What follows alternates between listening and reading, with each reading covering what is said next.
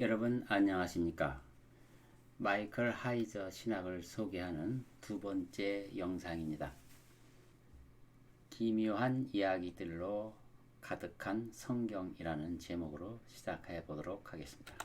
마이클 하이저는 저명한 히브리어 언어학자이며 성경학자입니다. 그는 성경 기록자들은 초자연적 존재들과 더불어 살았다는 내용으로 중요한 말씀을 하고 있습니다. 지난 시간에는 성경을 해석할 때 문맥을 통해서 해석해야 된다라고 말씀을 드렸는데, 성경 해석을 위한 옳은 문맥은 어떤 특정한 기독교 역사도 아닙니다.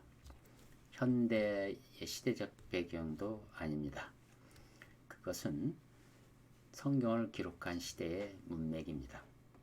기록자들의 세계관, 그들이 알고 있는 문화, 그들의 시대적 배경인 것입니다.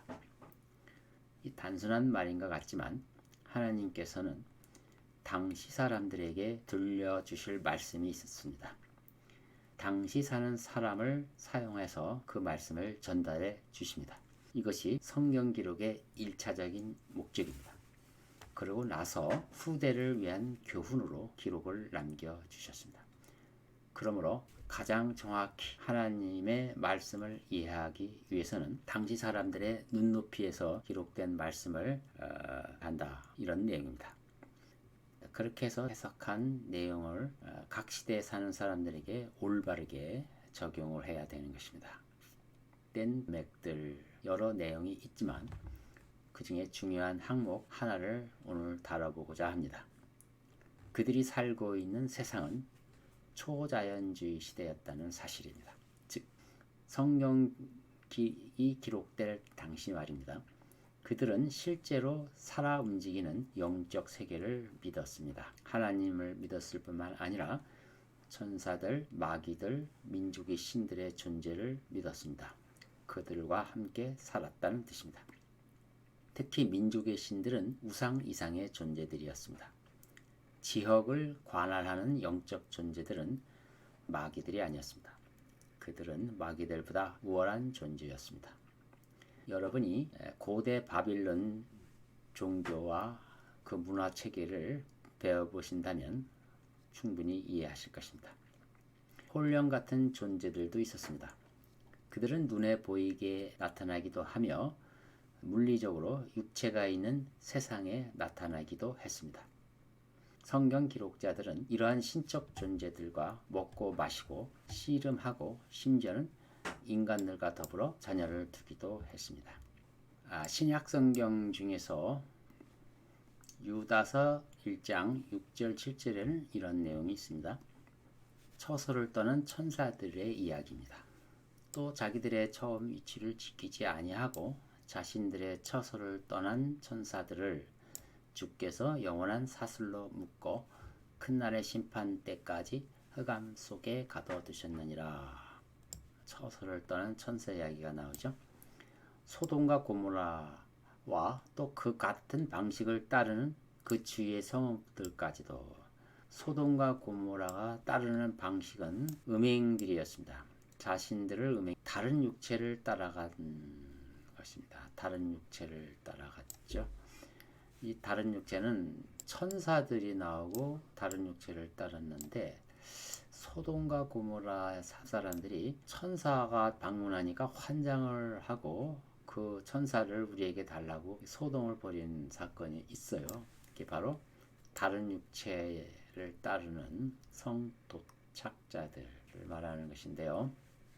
영원한 불의 형벌을 받았다 되어 있죠. 이와 같이 이러한 더러운 꿈꾸는 자들, 또 육체를 더럽히며 다스림을 경시하고 하나님을 무시하는 거죠. 권위 있는 자들을 비방하는도다. 천서를 떠난 천사 이야기가 나옵니다. 창세기 6장, 구약 성경 맨 첫 번째 전반부에 기묘한 이야기가 나오는데요. 창세기 6장에는 하나님의 아들들이 사람의 딸들을 취하여 아내를 삼았다는 얘기가 있고 그들에게서 거인이 태어났다는 내용이 나옵니다. 그 후에도 4절만 읽어볼게요. 그 당시에 땅에는 거인들이 있었고 그 후에도 있었으니 즉 하나님의 아들들이 사람의 딸들에게 들어와서 그녀들이 그들에게 자식을 낳았을 때며 그들은 옛날에 유명한 사람들이 되었더라. 거인들이 바로 하나님의 아들들과 사람의 딸들에게서 난 자손들이다. 자녀다. 이렇게 나와있죠. 하나님의 아들들, 사람의 딸들은 분명히 대비되는 내용이죠. 경건한 사람, 불경건한 사람의 대비가 아니고요. 당시 사람들 입장에서는 신들과 같은 존재라는 거죠. 그게 바로 당시 사람들이 이해하는 문맥이 그렇다 하는 거죠. 오늘 시대의 사람들의 문맥은 하나님의 아들들은 오늘 현대인의 문맥은 경건한 자손, 사람의 딸들은 불경건한 자손. 이런 정도로 이해하겠죠. 절대로 당시 사람들의 문맥으로는 그런 해석은 있을 수가 없는 이야기입니다. 이 창세기 6장의 이 기묘한 이야기들을 좀 더 이해하기 위해서는 그 당시 컨텍스트, 에녹서를 살펴봐야 될 것입니다. 에녹서는 제2성전 시기, 즉 이스라엘 민족들이 바벨론에 됐다가 그 성전을 짓고 다시 돌아와서 살았던 시기죠. 수룹바벨 성전이 세워졌던 에녹서는 제2성전 시기에 창세기 6장의 이야기와 홍수 이야기의 확장편인 것입니다. 에녹서는 에녹 1서와 에녹 2서가 있는데 에녹 2서가 좀 더 많이 보존되어 있어서 흔히들 에녹서 하면 에녹 2서를 말하고 있습니다. 거기에 1장에서 36장까지의 내용은 순찰자의 책으로 되어 있는데요. 이 순찰자라는 게 뭐냐면 watcher, 영어로 watcher인데 이 순찰자는 신들 또는 천사들, 천상의 아들들 이런 존재들을 말합니다. 다니엘서에도 나와요. 다니엘서의 순찰자들이 다니엘에 나타나서 하나님의 응답을 가지고 내려오죠. 순찰자. 이 순찰자들에 관한 책입니다. 이 순찰자들의 이탈, 지위를 떠나는 거죠. 이탈로 지구의 급격한 타락을 야기시켰고 이로 인하여 종말적 심판이 예비되었다 하는 내용이 에녹스에 기록되어 있습니다. 여기 에녹은 이 심판을 선포하는 자로 보냄을 받았다. 1장과 16장 이야기를 간략하게 요약해드리면 이렇습니다. 두 이야기가 섞여 있다. 하나는 타락한 천사들의 리더인 아사셀. 이런 아사셀 들어봤죠? 구약시대에 아사셀의 염소 아사셀 이야기가 있는데 그도 죄를 져서 하나님의 벌을 받은 존재인데 근본적인 죄가 부적절하게 계시를 했다는 내용입니다. 뭔가 알려서는 안 되는 내용을 알림으로 인해서 하나님의 벌을 받았던 것 같습니다. 다른 하나는 또 다른 리더 중에 하나인 세미 하자르 이야기입니다. 천사장이죠. 리더를 하니까요. 이 세미 하자르 천사장 이야기인데 근본적인 죄는 창세기 6장에 나오는 그 내용입니다. 사람과 결합하여 거인을 잉태한 내용. 이들 거인들로부터 악한 영들이 나와 인류를 더럽혔습니다. 이들로 인해서 야기된 지구가 큰 위기에 처했는데 하나님께서 홍수로 그 더러움을 쓸어버리심으로써 해결하셨습니다.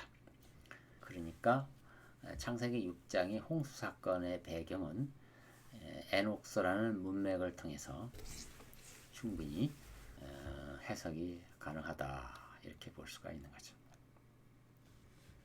에녹서도 기독교 서적에 보면 한국말로 번역한 책이 나와요. 저는 영어로 된 에녹서가 있어서 살펴봤는데 그 중에 일부분을 직역을 했습니다. 6장입니다. 사람의 아들들이 지면에 번성할 때 그들 중 아름다운 딸들이 태어났다. 천사의 아들들인 순찰자들은 그들을 보고 미혹되었다.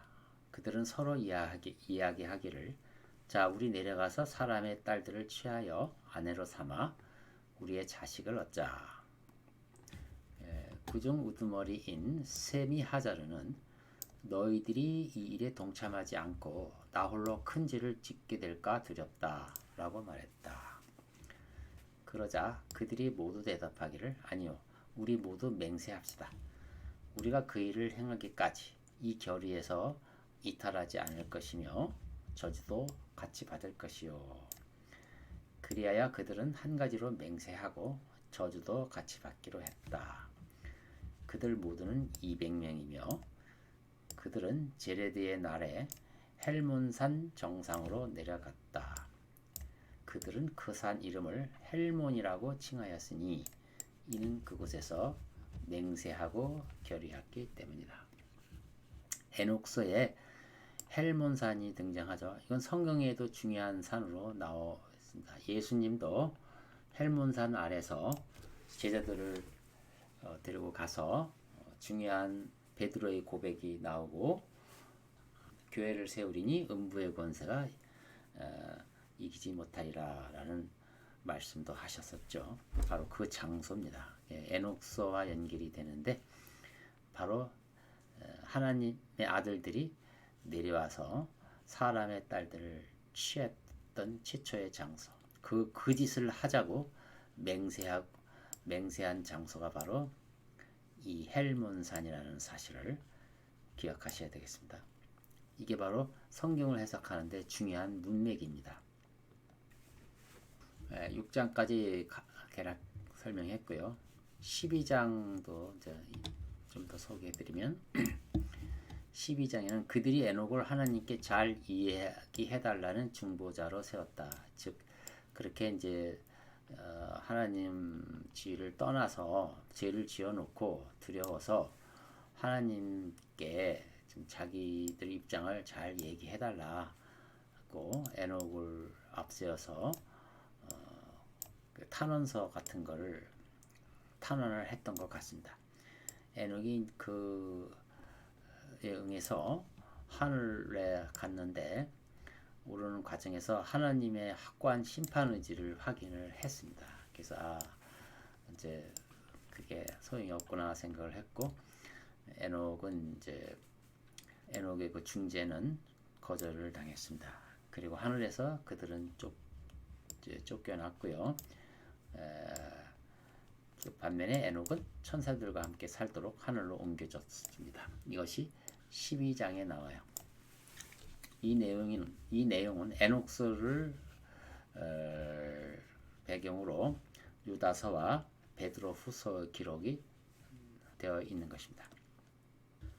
지금까지는 노아 홍수 이전의 이야기, 하나님의 아들들 타락 이야기가 나왔고요. 그 이후에도 거인이 등장합니다. 민수기 13장 32절에 이렇게 되죠. 그들이 탐지했던 땅에 대하여 이스라엘 자손에게 악한 보고를 하여 말하기를 우리가 탐지하러 갔던 땅은 거민들을 삼키는 땅이요 거기에서 우리가 보았던 백성은 키가 큰 사람들이었으며 또 우리가 거기서 거인들을 보았는데 거인들에게서 태어난 안악 자손들이라 우리들의 눈에도 우리가 메뚜기들 같았으며 그들의 눈에도 우리가 그와 같았을 것이라. 그들의 거인들의 등장이 나타납니다. 그래서 우리는 성경에 이처럼 기묘한 이야기들에 대해서 피하지 말고 직면해야 된다. 이게 바로 왜냐하면 성경 기록 당시 그들은 에녹서에 대해서 사실로 믿었고 또 그 문맥 하에서 또 생활했던 사람들이거든요. 초자연적 세계관에서 살았던 사람들이기 때문에 우리는 거기서 피해서는 안 된다는 거죠. 천상의 군대들도 존재합니다. 그리고 하나님의 형상들이 존재해요. 하나님을 닮은 존재들, 꼭 사람만 하나님의 형상이 아니고 그런 천사들도 하나님의 형상이라고 말하고 있습니다. 그들은 창조에도 참여하기도 합니다. 당연히 자유의지도 가지고 있어서 결정을 스스로 내릴 권한도 있습니다. 당연히 그에 대한 책임도 따르겠죠.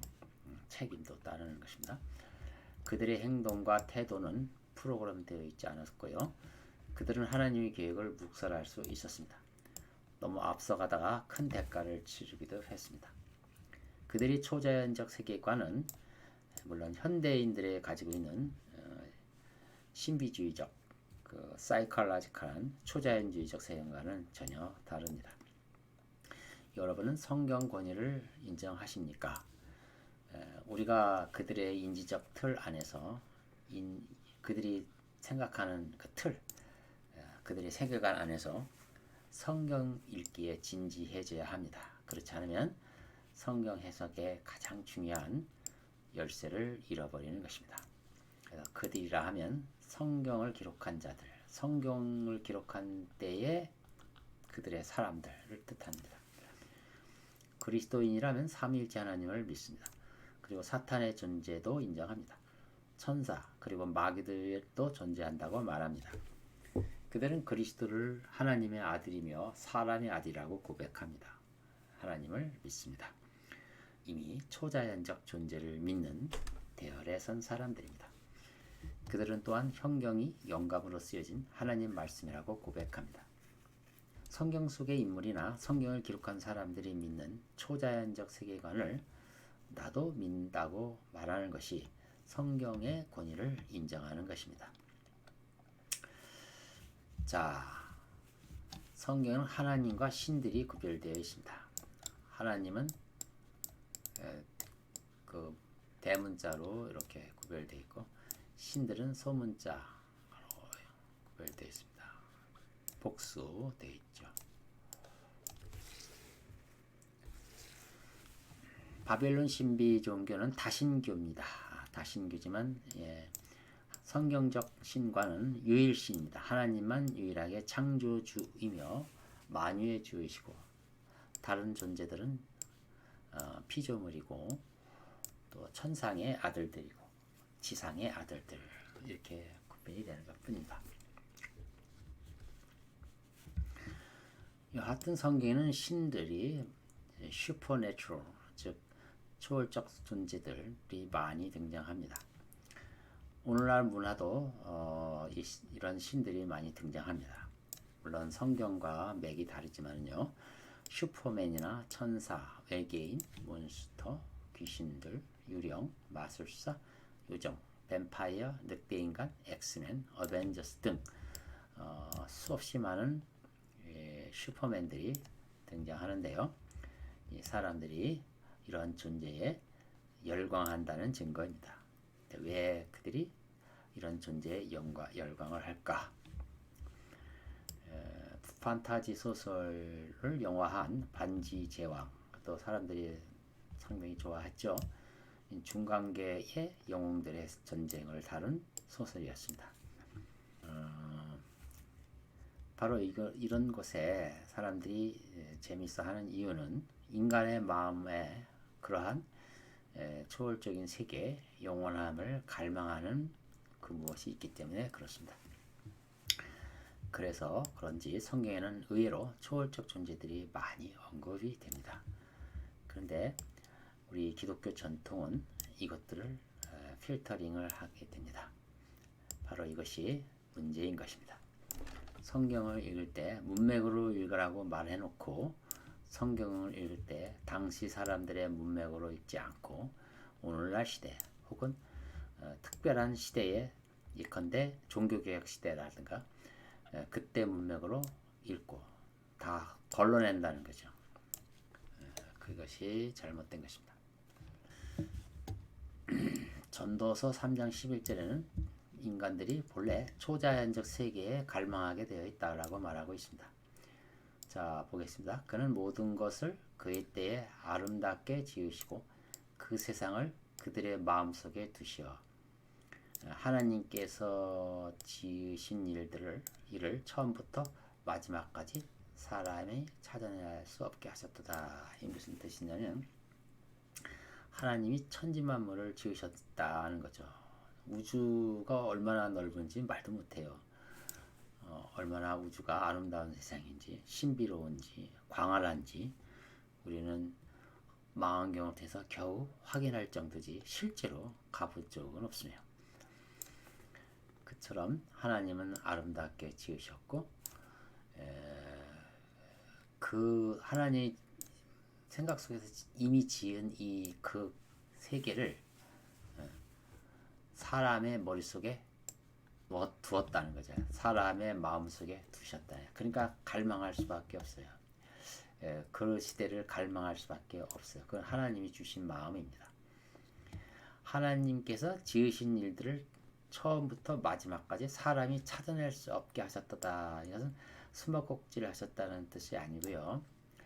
워낙 신비롭고 상상을 초월한 내용들이기에 사람들이 다 파악하지 못한다는 거죠. 하나님의 세계는 이렇다라고 감히 말할 수 없다는 거죠. 그러니까 인간들은 초자연 세계를 갈망할 수밖에 없습니다. 그래서 상상 속에서 언제나 이 슈퍼맨들이 그려져 나오는 것입니다. 이 기이한 이야기들로 가득한 성경, 이 성경 기록자들의 문맥을 무시하게 되면 이런 기이한 이야기들도 전부 걸러지게 됩니다. 그렇지만 그들은 초월자들과 함께 살았다는 사실을 잊어서는 안 됩니다. 그들과 만나고 소통하고 위협도 받고 그들과 한 삶을 살았고요. 우리가 영화에서 만난 가상현실의 슈퍼맨이 아닌 실제 삶 속에서 만난 그들과 교류가 있었습니다. 악한 지역신들도 어떤 지역신은 매우 악해서 인신제사를 요구합니다. 그럼 그것을 또 드려야만 하는 입장도 있었습니다. 모세 시대에는 하나님의 10가지 재앙을 친히 겪기도 했습니다. 이집트 민족들이 겪었죠. 또 거인들의 존재도 얘기했죠. 거인들과 맞서 싸울 때도 있었는데 오늘날 반지의 제왕 영화 한 편 보고 영화가 끝나면 현실로 돌아오는 그런 세상이 아니었고요.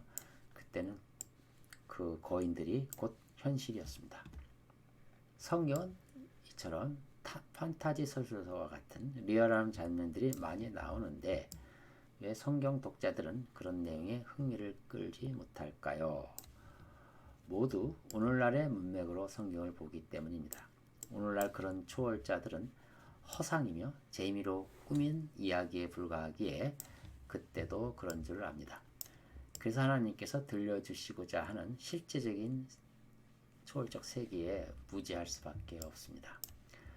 그래서 오늘은 성경에 기록된 신들에 대해서 몇 가지 더 살펴보도록 하겠습니다. 시편 82편에 용사들의 회중이 등장합니다. 신비로운 존재죠. 하나님께서는 용사들의 회중 가운데 서 계시며 회중들, 카운슬, 용사들의 회중 가운데 회의 의장으로 서 계시다는 거죠. 그는 신들 가운데 판단하시는도다. 너희가 언제까지 불공평하게 판단하며 언제까지 악인들의 낯을 용납하겠느냐. 뭔가 꾸짖는 이야기를 하십니다.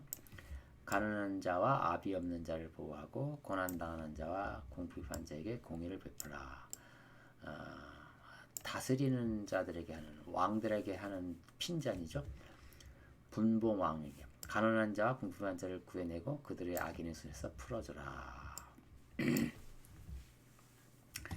신들인데요. 분명히 사람이 아닌데 지금 사람들을 다스리는 모습이 나오죠. 한때 하나님이 신들을 통해서 나라를, 민족을 다스렸던 것 같습니다. 그들은 알지도 못하고 깨닫지도 못하며 암흑 속에서 행하나니 땅의 모든 기초가 흔들리는도다. 내가 말하기를 너희는 신들이며 너희 모두는 지극히 높으신 이의 자손이라. 지극히 높으신 이는 당연히 하나님이죠. 자손들이라. 신들이 곧 하나님의 자손들입니다.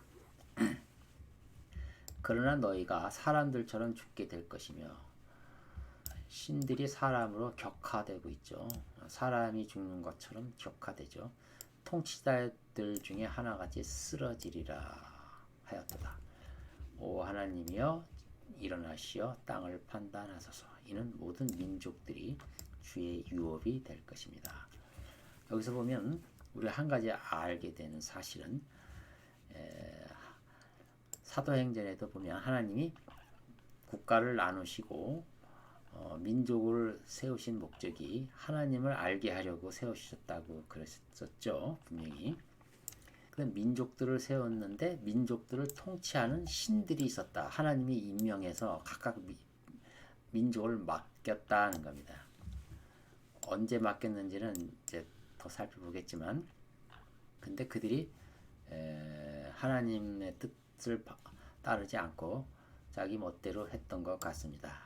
그래서 심판받는 내용이 나와요. 결국 궁극적으로 모든 나라가 하나님 안에서 하나로 회복된다는 내용이 여기 나오네요. 주의 유업이 될 것이다. 이 신들에 의해서 버려진 모든 민족이 하나님에 의해서 다시 회복될 것이다. 이것이 바로 예수 그리스도의 죽으심과 부활이죠. 복음입니다. 시편 82편에 이 엄청난 이야기가 이렇게 기록되어 있습니다. 그 다른 성경에 더 많이 나오는데, 신들 이야기가 많이 나오는데요. 하나님과 함께 한 장소에서 사역하는 모습들이 등장합니다. 하나님과 어떤 거에 대해서 같이 일을 하시는 모습이, 이 신들과 하나님과의 관계가 매우 친밀하고 또 뭐랄까요, 동역자로서 역할을 한다는 내용들이 상당히 많이 있습니다. 욥기 38장인데요. 하나님이 욥에게 나타나셔서 하신 말씀을 대로 보겠습니다. 4절. 내가 이 세상의 기초들을 놓을 때, 창조 때죠. 창조 사역을 하셨을 때 네가 어디 있었느냐. 욥에게 묻는 겁니다. 욥은 너는 그때 어디 있느냐. 내가 명철이 있다면 분명히 밝히라. 누가 그 치수를 재었는지, 치수는 누가 재었을까요? 하나님이 재었을까요? 천사들이 재었을까요? 네가 아느냐? 누가 그 위에 청량줄을 띄었느냐? 이 전부 건축하는 모습으로 비유되죠. 그 기초들은 무엇 위에다 고정시켰으며 모퉁이돌은 누가 놓았느냐? 언제 새벽별들이 함께 노래했으며 하나님의 아들들이 모두 기뻐서 소리쳤는가? 완성되었을 때 함께 기뻐하는 모습.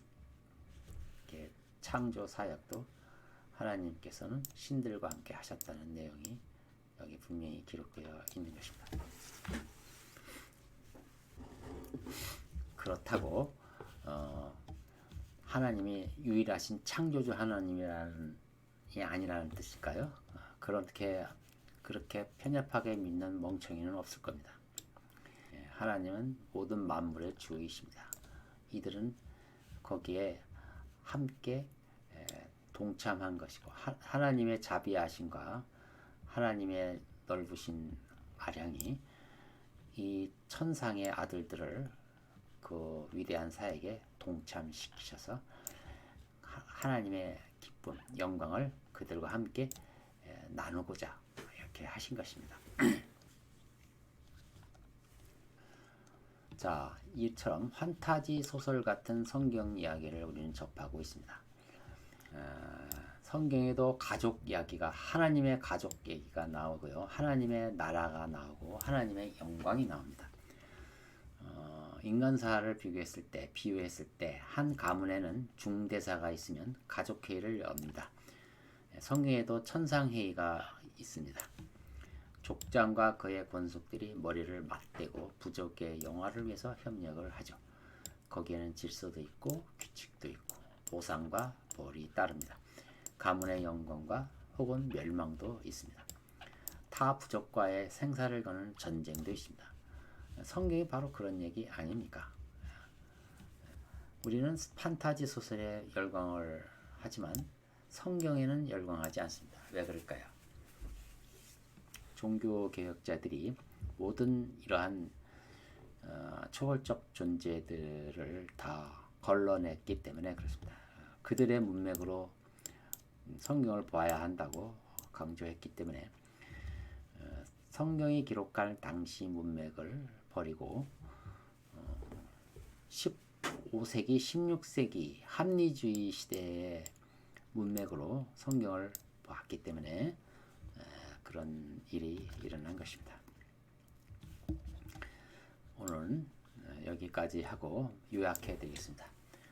처소를 떠난 천사들의 이야기는 성경 해석의 중요한 열쇠입니다. 왜냐하면 이 이야기는 당시 성경을 기록한 시대 사람들의 중요한 문맥이었기 때문에 그렇습니다. 유다서를 기록한 유다나 베드로 후서를 기록한 베드로도 당시에